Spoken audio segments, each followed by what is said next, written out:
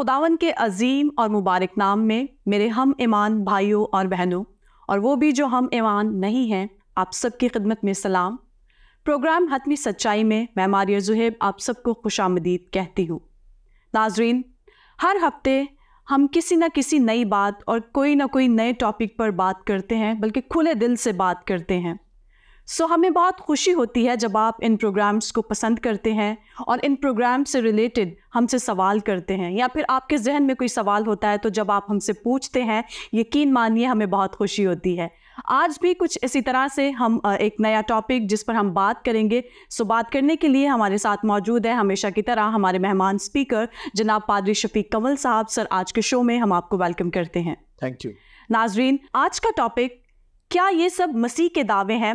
ظفر اقبال صاحب کی پوسٹ ہے جس کو ہم آج آپ کے ساتھ شیئر کریں گے اور جس پر پادری شفیق کنول صاحب بات کریں گے۔ سر، پہلا سوال، کیا مسیح نے یہ دعویٰ کیا تھا کہ وہ اپنے پیچھے عہد جدید نامی کوئی دستاویز چھوڑ کر جا رہے ہیں؟ شکریہ، بڑا امپارٹنٹ سوال ہے۔ میں سمجھتا ہوں یہ کینن آف دا اسکرپچر پہ سوال کیا ظفر صاحب نے۔ کوئی مسئلہ نہیں ہے ہمارے لیے، تو ایسے سوالات کو ڈیل کرتے رہتے ہیں۔ دیکھیں، میں مسیح یسوع کی چند باتیں آپ کو بتاؤں گا جس سے آپ کو اندازہ ہو جائے گا کہ ہاں وہ عہد جدید چھوڑ کے گئے تھے یا ان کی منشا یہ تھی کہ اس کو ضبط تحریر میں لایا جائے۔ پہلی بات کہ مسیح یسوع نے کہا اپنے مخاطبین کو کہ میں تم سے ایک نیا عہد باندھتا ہوں۔ بالکل یہیں سے بات شروع ہو جاتی ہے کہ اولڈ ٹیسٹامنٹ کا جو لٹریچر ہے یہ اس عہد کی وجہ سے تھا جو حضرت ابراہیم کے ساتھ باندھا گیا تھا۔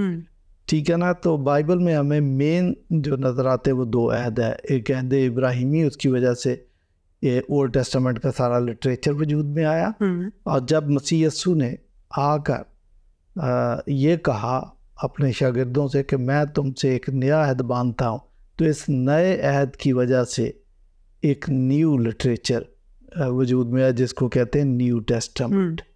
تو اگر آپ بیسک بات ہی مسیح یسوع کی نہیں سمجھ پائے تو آپ کو سوال کرنے کا کوئی حق نہیں۔ بالکل۔ تو یہ تو بڑی عام سی بات تھی۔ پھر دوسری بات، بلکہ میں کافی ساری باتیں بتا دوں گا کہ بنی اسرائیل ایک قوم تھی، تو مسیح یسوع نے ان کو کہا کہ میں یہ پاکستان تم سے لے کر ایک نئی قوم کے حوالے کر دوں گا۔ تو اس سے بھی پتہ چلتا ہے کہ ایک نئی قوم بھی آ رہی ہے، نیا پاکستان اور نیا عہد اور نیو ٹیسٹامنٹ، یہ ساری باتیں، اور عہد جدید آ رہا ہے۔ یہ تو ساری باتیں بڑی کلیئر ہے۔ اور پھر ہم دیکھتے ہیں کہ عید پینتیکوست کے دن واقعی میں وہ پاکستان لے کر بنی اسرائیل سے لے کر ایک نیو نیشن کو، یعنی کرسچن نیشن کے ہینڈ اوور کر دیا گیا تھا۔ اب ایک نئی قوم مارز وجود میں آ گئی، تو نئی قوم، نیا عہد، نیا لٹریچر۔ ٹھیک ہے، آپ بیسک بات ہی نہیں سمجھ پاتے تو آپ نے سوال کیا کرنا پھر آپ۔ اچھا، پھر یہ صدیوں تک ایک ہی قوم رہی، تو ان کو جو استحقاق دیا گیا تھا اس کے ساتھ ایک ذمہ داری بھی تھی۔ ذمہ داری یہ تھی کہ اقوام عالم میں آپ نے خدا اور خدا کے کلام کا تعارف کروانا ہے۔ یسایہ 49 میں لکھا ہے کہ میں تم کو قوموں کا نور بناؤں گا، اور پھر ملاکی پہلے باب کی 11ویں آیت میں لکھا ہے کہ خدا کا تعارف اقوام عالم میں، یا خدا کی تمجید طلوع آفتاب سے لے کر غروب آفتاب تک کی جائے گی۔ اس کا مطلب اقوام عالم میں پوری دنیا میں کی جائے گی۔ تو خدا کے پلان میں یہ چیزیں تھیں، لیکن بنی اسرائیل نے جب یہ کام نہیں کیا، اپنی ذمہ داری کو پورا نہیں کیا، تو مسیح یسوع جب آئے تو انہوں نے کہا کہ اسرائیل پر افسوس کا اظہار کیا۔ اس نے کہا میں نے کتنی دفعہ چاہا کہ جس طرح مرغی اپنے بچوں کو پروں تلے جمع کر لیتی ہے میں بھی کر لوں، لیکن تم نے خود نہیں چاہا۔ اس کا مطلب اب پاکستان آپ سے لے کے دوسری قوم کو دے دیا جائے گا۔ ٹھیک ہے جی۔ اور یہ جو نیا عہد ہے یہ نئے عہد نامے کی بنیاد ہے۔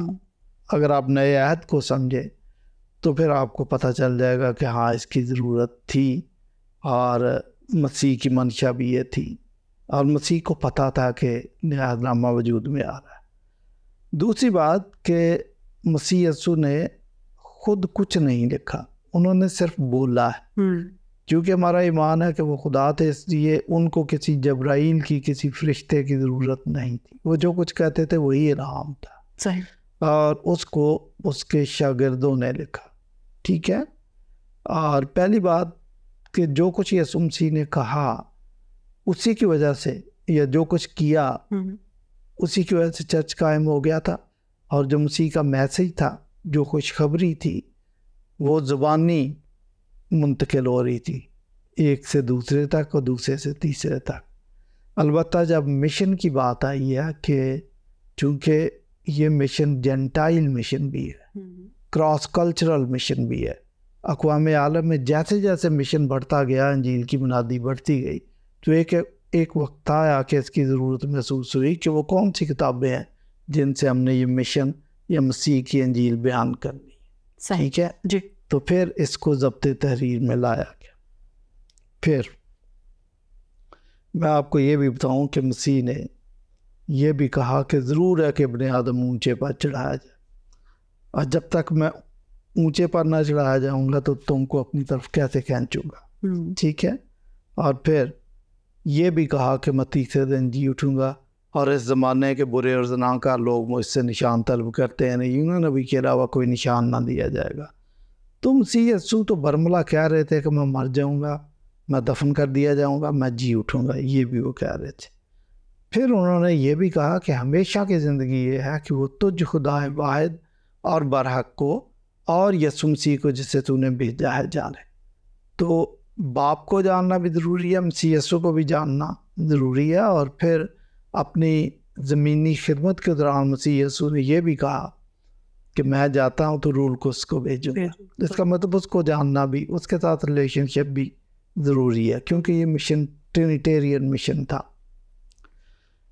پھر مسیح یسوع نے جی اٹھنے کے بعد جو بات شاگردوں کو اور آنے والی نسلوں کو باور کرائی وہ یہ ہے کہ پس تم جا کر سب قوموں کو شاگرد بناؤ، ان کو باپ اور بیٹے اور روح القدس کے نام سے بپتسمہ دو، اور وہ بپتسمہ دے بھی رہے تھے۔ خاص بات میں آپ کو بتاؤں کہ یہ میں نے بتایا کہ ٹرینیٹیرین مشن ہے، اور جب روح القدس نازل ہوا مشن کے اعتبار سے، تو پھر مسیح یسوع نے اس کے بارے میں یہ بھی کہا تھا کہ روح القدس جب آئے گا تو وہ سب باتیں تمہیں سکھائے گا جو میں نے سکھائی، وہ ساری باتیں تمہیں سکھائے گا، اور جو کچھ میں نے تم سے کہا وہ سب تمہیں یاد دلائے گا۔ یوحنا کی انجیل 14 باب کی 26ویں آیت۔ تو یہی تمام باتیں تو ہمارے عقیدے کی بنیاد بن گئی۔ جب یسوع مسیح نے کہا کہ یہ ساری باتیں روح القدس تمہیں یاد کرائے گا، تو پھر وہ لکھیں گے۔ تو یہ کہنا کہ مسیح یسوع نے تو کہا ہی نہیں، بھائی سب کہا، آپ کو پتہ نہیں، آپ بائبل کو پڑھتے نہیں، اناجیل کو پڑھتے نہیں، اس لیے آپ کو سمجھ نہیں آئے۔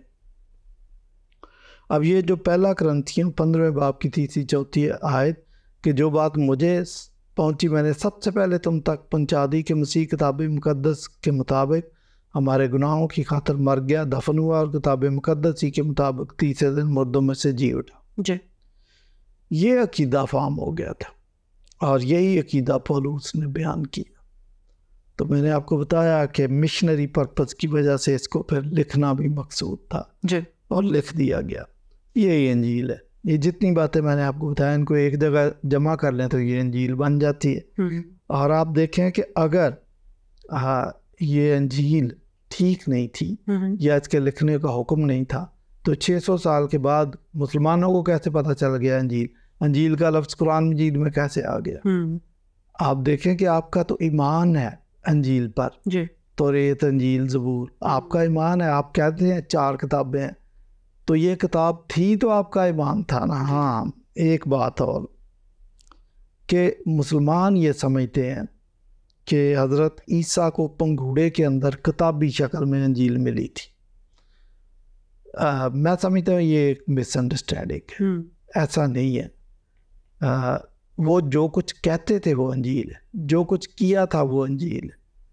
تو اگر آپ کہتے ہیں کہ کتابی صورت میں مسیح یسوع کو پنگھوڑے کے اندر کتاب مل گئی تھی، انجیل مل گئی تھی، تو کدھر اس کا میسج کیا؟ اگر تو میسج موجودہ انجیل سے فرق ہے تو ہمیں دکھائیں وہ میسج کہاں. نہیں, وہ کسی کے پاس ایسی کوئی کتاب نہیں اور ایسی کتاب تھی نہیں. کتابیں یہی ہیں, ہمارے پاس تو پورا ریکارڈ موجود ہے, کتابیں یہی ہیں جی, اور اسی کو ہم انجیل کہتے ہیں اور وہ ہمیں دی. اچھا, پھر ہم پہ آپ نے یہ اعتراض داغ دیا کہ مسیح یسوع نے کب کہا, کب دعویٰ کیا کہ میں اپنے پیچھے ایک انجیل چھوڑ کے جا رہا ہوں. اور میرا حق ہے کہ میں بھی ظفر صاحب سے ایک سوال پوچھ لوں یا دیگر مسلمانوں سے بھی ظفر صاحب کے توسط سے ایک سوال پوچھ لوں کہ قرآن کے متعلق کہاں لکھا ہے کہ اسے لکھو. نہیں لکھا. جو جبرائیل فرشتہ جو کہانی یہ بیان کرتے اس کے مطابق تو حضرت جبرائیل نے رسول اسلام کو یہ کہا تھا کہ پڑھ اپنے رب کے نام سے. پڑھنے کا کہا, کارا سے قرآن ہے, قرآن کا مطلب پڑھی جانے والی. صحیح. تو آپ کو تو پڑھنے کا حکم ہے. حتیٰ کہ حضرت ابو بکر کے زمانے میں جب قرآن لکھنے کی بات آئی تو جو سب سے پہلا ان کا کنسرن تھا وہ یہی تھا کہ جس کو رسول اسلام نے نہیں کہا لکھنے کے لیے تو ہم کیوں لکھیں. بہرحال پھر ان کو مجبور کیا گیا یا کنونس کیا گیا کہ قرآن کے حافظ ان کی شہادتیں ہو رہی ہیں تو اس کو لکھنا ضروری ہے, تو پھر وہ مان گئے. لیکن کہیں یہ نہیں کہا کہ لکھو. جبرائیل نے کبھی بھی نہیں یہ کہا کہ بھائی اپنے رب کے نام سے لکھو. ان کو کہا اپنے رب کے نام سے پڑھو, اور انہوں نے کہا مجھے پڑھنا نہیں آتا. تو ہم پر اعتراض کرنے سے پہلے بہتر ہے کہ آپ اپنا بھی کوئی جائزہ لے لیا کریں, پھر آپ سوال کریں. اگر وہی سوال لوٹ کر آپ پہ بھی آ رہا ہے تو میں سمجھتا ہوں کہ یہ لا حاصل سوال ہے. بہت شکریہ سر آپ کا اتنی خوبصورتی سے اس کی وضاحت کرنے کے لیے. اسی کے ساتھ ایک اور سوال آپ سے کرنا چاہتی ہوں. کیا مسیح نے دعویٰ کیا کہ وہ کلمہ یا کلام خدا ہے اور مجسم کلام ہے؟ جی بالکل, ہمارا تو ایمان ہے کہ انہوں نے دعویٰ کیا, اور ہمیں تو ہماری انڈرسٹینڈنگ بڑی کلیئر ہے کہ وہ کلمہ یا لوگاس ہیں. تو دراصل یہ یوحنا کی انجیل پہلا باب پہلی آیت کو بہت سارے لوگ مس انڈرسٹینڈ کرتے ہیں, جہاں پہ لکھا ہے کہ لوگاس, ابتدا میں لوگاس تھا اور لوگاس مجسم ہوا, اور یہ لوگاس خدا کے ساتھ تھا. ٹھیک ہے, لوگاس کے متعلق تو نہ صرف کہ مسلمانوں کو غلط فہمی ہوئی, ہمارے مسیحی بھائیوں کو بھی بہت ساری غلط فہمیاں ہوئی, جو ترجمہ اس کا کر دیتے ہیں کلمہ یا کلام. میرے خیال میں یہ ترجمہ اس کا اتنا صحیح نہیں ہے, تو اسی کی وجہ سے لوگوں کو غلط فہمی. وہ یہ سمجھتے ہیں کہ یہ جو کلمہ ہے یہ بولے گئے الفاظ کو کہا گیا, کہ جو خدا کے منہ سے نکلے الفاظ ہیں. اگر ہم یہ بات کریں تو پھر اس کا مطلب مسیح نے جو الفاظ بولے تھے وہ پھر ایک چوتھی پرسنالٹی بن جاتی ہے, تو یہ تو ایک لامتناہی سلسلہ شروع ہو جائے گا. ایسا نہیں. دیکھیں, لوگاس ایک پرسنالٹی ہے, یہ ہمیں پتہ ہونا چاہیے. اور مسیح یسوع کے جو ٹائٹلز ہیں وہ ایک نہیں ہیں, کوئی 182 کے قریب بائبل مقدس میں ٹائٹلز بیان کیے گئے, ان میں ایک لوگاس بھی ہے. اس کا مطلب پرسنالٹی ہے. یونانیوں کے ہاں اپنا لوگاس کا کانسیپٹ تھا, وہ خیر اس کو ڈیمی گاڈ کہتے تھے. ڈیمی گاڈ کا مطلب انفیریئر گاڈ, اور ان کا کہنا تھا کہ ہم اپنی محنت سے, اپنے کرموں سے, اپنے کاموں سے ڈیمی گاڈ تک پہنچ سکتے ہیں, اصل خدا تک نہیں پہنچ. اس قسم کا وہ کانسیپٹ رکھتے تھے. بہرحال لوگاس وہ ڈیمی گاڈ یا انفیریئر گاڈ کو کہتے تھے. تو بات یہ ہے کہ کرسچنز نے یا بائبل کے مصنفین نے جو بائبل کی ٹرمینالوجی ہے خود سے نہیں گھڑی, یا کوئی آسمان سے نہیں منگوائی کہ ہم نے بائبل لکھنی ہے, انجیل لکھنی ہے تو ہمیں ٹرمینالوجی بھی بھیج دو. ایسا کچھ نہیں. بائبل کے اصولوں کے مطابق, کرسچینٹی کی تھیالوجی کے مطابق جو ایگزسٹنگ لینگویجز تھی انہیں کو استعمال کر کے بائبل لکھی گئی. جو میسج تھا سرٹن پلیسز پہ ہو سکتا ہے ڈکٹیشن ہو, باقی جگہ پر جو میسج تھا وہ مصنف کے ذہن میں ڈالا گیا اور اس نے اپنے الفاظ میں اس کو لکھا. یہاں بھی یہی ہے. تو یہ لوگاس جو ہے, اب میں آپ کو بتاؤں کہ آلریڈی ایگزسٹ کرتا تھا یہ لفظ, یہ ٹرم. اب دیکھیں ابتدا میں لوگاز تھا اور یہی لوگاز خدا کے ساتھ تھا اور لوگاز ہی خدا تھا. ہاں ایسے اور لوگاز ہی مجسم ہو. بہت کلیئر. اب یہ جو میننگ یوحنا نے ڈالے ہیں اس کو آپ نے سمجھنا. جو پہلے سے لوگاز کو جن معنوں میں استعمال کیا جاتا تھا یہ وہ معنی نہیں ہے, اس نے اپنے معنی دیے. اب بائبل میں جہاں بھی لوگاز کا لفظ آئے گا وہ انہی معنوں میں ہوگا کہ یہ کامل خدا ہے. صحیح, ٹھیک ہے نا جی. تو یہ مسیح کے بارے میں دیگر جگہوں پر آپ کا کہنا یہ ہے کہ کیا مسیح کی زبان مبارک سے یہ الفاظ نکلے؟ اول تو یہ آپ کا میں سمجھتا ہوں کہ پتہ نہیں خدا جانے آپ کے دماغ میں کیا کہ آپ ایسے سوالات کر دیتے ہیں. بات یہ ہے کہ ہمارے لیے تو سب کچھ معتبر ہے جو اناجیل میں لکھا گیا. یوحنا نے جو لکھا وہ معتبر ہے کیونکہ ہولی اسپرٹ کی گائیڈنس کے ساتھ اس نے لکھا, اس نے اپنی مرضی سے نہیں لکھا. اور ابھی آپ کے پہلے سوال کے جواب میں نے کہا تھا کہ ہولی اسپرٹ جب آئے گا تو وہ سب کچھ تمہیں یاد دلائے گا. جی. تو اس کا مطلب یہ سب کچھ مسیح کا بتایا ہوا تھا جو ان کو یاد دلایا گیا, تو انہوں نے لکھا, اپنی مرضی سے نہیں لکھا. جی. اچھا, پھر مسیح نے دوسرے موقع پر یہ کہا کہ جو روٹی آسمان سے اتری میں ہوں. تو اب اس سے پتہ چلتا ہے کہ آسمان پر خدا کی شکل میں یہ موجود تھا لیکن مجسم ہو کر زمین پہ آیا. آگے آپ نے سمجھنا, ٹھیک ہے نا. اور پھر جب نیکودیمس سے بات ہو رہی تھی تو مسیح نے کہا ابھی تو میں اس کو, آپ کو پتا کہ کچھ باتیں سمجھ نہیں آ رہی تھی, تو مسیح سے نے کہا ابھی آسمان کی باتیں نہیں میں تمہیں بتا رہا, بہت مشکل ہو جائے گی تمہارے لیے. اچھا, تو یہ آسمان کی باتیں کون بتا سکتا ہے؟ جو خدا ہے وہی بتا سکتا ہے. ٹھیک ہے. اور پھر ایک اور موقع پر مسیح یسوع نے کہا کہ ہمیشہ کی زندگی یہ ہے کہ وہ تجھ خدا واحد اور برحق کو اور یسوع مسیح کو جسے تو نے بھیجا ہے جانے. یسوع مسیح کو بھی خدا نے بھیجا ہے, اس کو جاننا بھی ضروری ہے. ٹھیک ہے. اور ہمیشہ کی زندگی کے لیے مسیح یسوع کو جاننا بھی ضروری ہے. تو اگر ہمیشہ کی زندگی اس کے اندر ہے تو اس کا مطلب یہ خدا ہے, یہ انسان نہیں ہے جیسا لوگ کہتے ہیں. وہ محض انسان نہیں ہے, کامل انسان اس صورت میں ہے کہ وہ کامل خدا بھی ہے. تو لوگ ان چیزوں کو سمجھتے نہیں. پھر آسمان سے اتری ہوئی وہ شخصیت تھی, یہ تو بہت واضح ہو گیا کیونکہ مسیح یسوع نے بیشتر اوقات اس کی وضاحت کی کہ میں آسمان سے آیا. مثلا ابراہیم کی بات کی تو مسیح یسوع نے کہا کہ بیشتر حصے کے ابراہیم تھا میں ہوں. کیا مطلب بنتا ہے کہ وہ پری ایگزسٹ کرتا تھا ابراہیم سے پہلے, بلکہ صدیوں پہلے ازل سے وہ موجود ہے. یہ بات تو کلیئر ہوگی. پھر مسیح یسوع نے کہا کہ اے باپ اپنا وہ جلال مجھے دے جو میں ازل سے تیرے ساتھ شیئر کرتا تھا. اس کا کیا مطلب ہے؟ ساری باتیں اس کے اندر آ جاتی ہیں کہ یہ ازلی بھی ہے, یہ لوگاس بھی ہے, اور یہ خدا بھی ہے, اور یہ پری ایگزسٹ بھی کرتا ہے, یہ سیلف ایگزسٹ بھی کرتا ہے, اور خدا کے ساتھ رہتا ہے. اسی لیے وہ جلال اس کے پاس بھی تھا, ورنہ خدا تو اپنا جلال کسی کے ساتھ نہیں شیئر کرتا. تو مجھے تو بہت کلیئر ہے کہ مسیح یسوع کے دعووں کے مطابق ہی اسے کلمہ, اسے کلام, اسے کلام میں خدا یا مجسم کلام کہا گیا. اس میں کوئی پرابلم نہیں. بے شک. بہت شکریہ سر. ایک اور سوال آپ سے کرنا چاہتی ہوں. کیا مسیح نے یہ دعویٰ کیا تھا کہ وہ انسان کے موروثی یا ازلی گناہ کی معافی کے لیے بطور کفارہ صلیب پر چڑھے؟ یہ سوال دراصل ایک سوال نہیں ہے, یہ دو سوال ہیں. اور میں سمجھتا ہوں یہ آپ اپنے ساتھ بھی زیادتی کرتے ہیں جب آپ 2 یا 3 سوال مکس کر کے پوچھ لیتے ہیں. چلو میں تو کوشش کروں گا کہ میں آپ کے دونوں سوالوں کو آنسر کروں, لیکن ہے یہ زیادتی اور اصول کے خلاف کہ پھر آپ تشنا لب رہ جائیں گے. بہرحال میں کوشش کرتا ہوں کہ دونوں سے. پہلی بات موروثی گناہ کی بات. موروثی گناہ جو ہے اس کو ماڈرن اسکالرشپ نے رد کر دیا ہے کہ آدم کا گناہ نسل در نسل انسان میں منتقل ہوتا ہے, اور بچہ جو پیدا ہوتا ہے یہ اس گناہ کو ساتھ لے کر پیدا ہوتا ہے.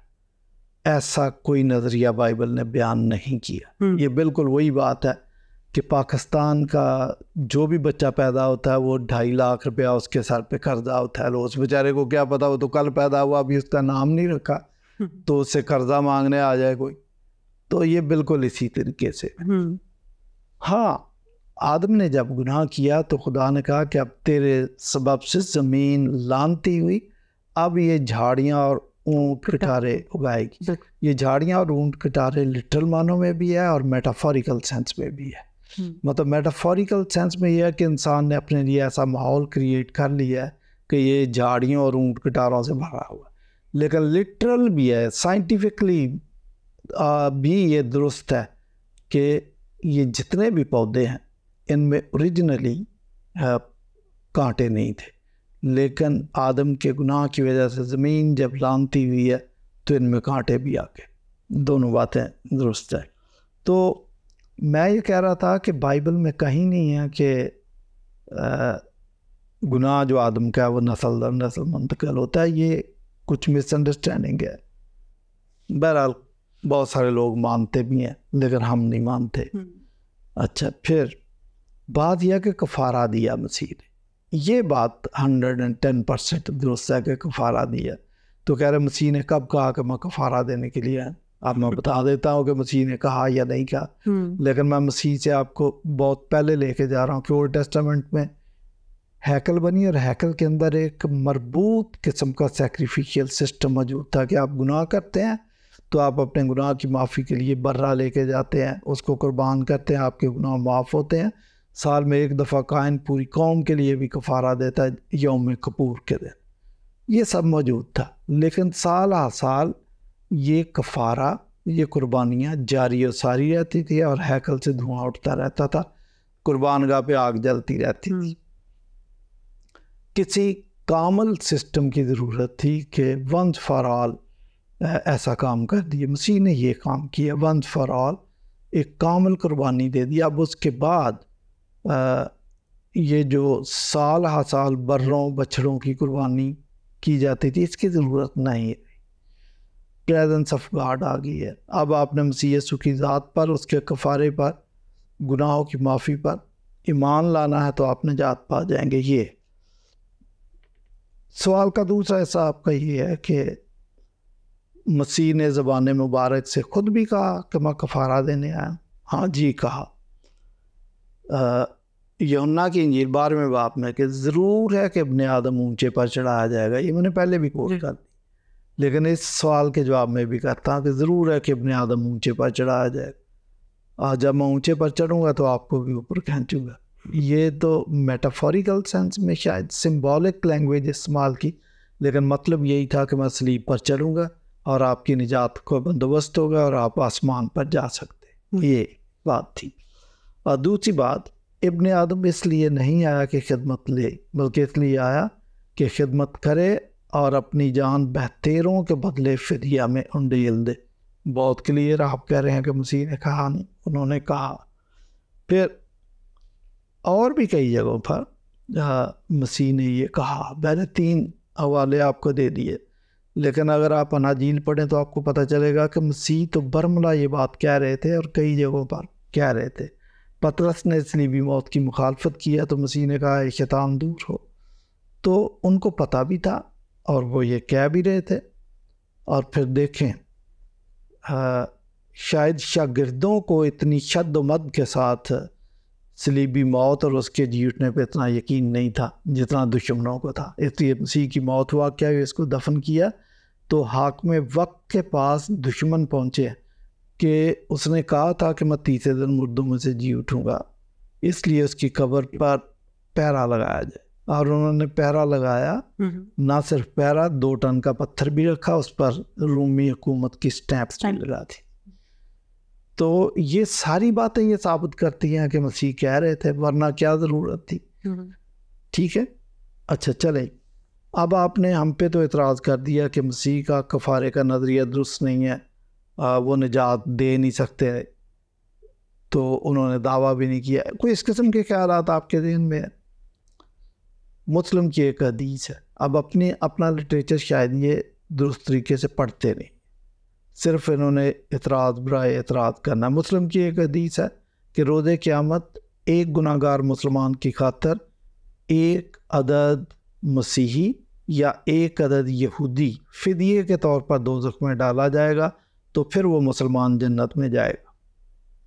آپ اندازہ کریں کہ جہاں آپ پھنس گئے ہیں، جہاں آگ آپ کے گھر تک پہنچ گئی ہے، آپ کے دل کو جلا رہی ہے، تو وہاں پر آپ نے کہا کہ اب بچانے کے لیے آئے کرسچن یا یہودی.